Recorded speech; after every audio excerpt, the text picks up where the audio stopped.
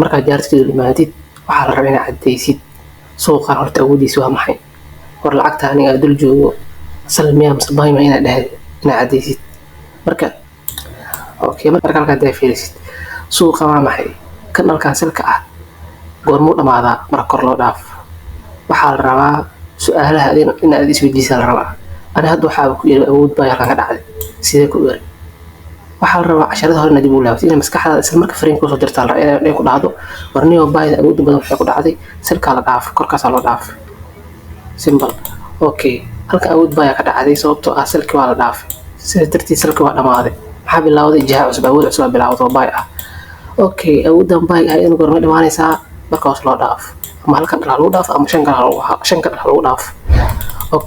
hadda waxaa fahamnay awood baa inay jirto halkan ka dhacday kanaalada ku dhex jiro macna may leeyihiin waa may jawaabto. hadda macnaha meesha ku jiro waa inaa fahanto awoodda suuqa cidda leh buyers ama sellers. marka libaax hadda maxaa fahantay awoodan baay halkan ka dhacday maadaama aan lasoo dhex marin suuq waxaa ogaatay in controlka suuqa ay baay tahay fursadda suuqa lacagta ay ka raadin doonaysa inay baay tahay. sidee baayda marka sidee ku dhacday sellers baa la dhaafay.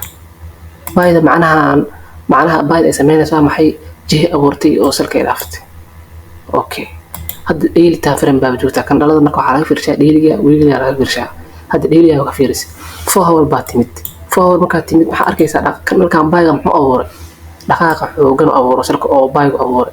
kan dhaladan oo salka aan maxay abuureen correction abuuray maadaama correctionka micnihiisu waa maxay jaama abuuran. kan dhaladan salka ayana waa maxay jaamaysan abuuran oo baayda ay ku dhex jiraan. wax walbo aan jiha abuurin maxaa la dhahaa correction la dhahaa inay fahatid. kan dhaladan marka gudaha u gashid dhaqaaqa correction laakiin maxay ku dhex jiraan dhaqaaqa awood bay ku dhex jiraan. jiha may abuureen waa maya kan waa jiha abuuray. sidaas darteed awoodda suuqa libaax waxaa ku ogaanaysid iska fududahay.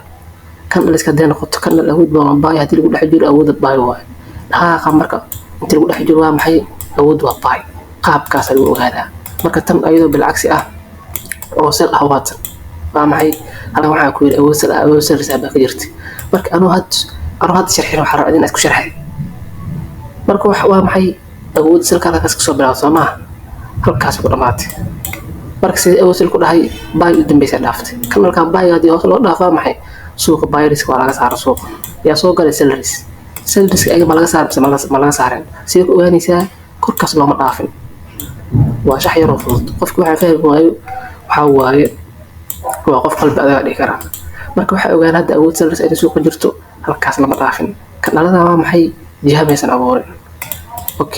waxaa waa maxay waa one day time frame kan dhalkan oo kale isniintii oo dhacay talaado arbaco khamiiska dhaladana dhacay arbaci talaado khamiiska dhalada dhacay jiha maysan abuurin soo maaha.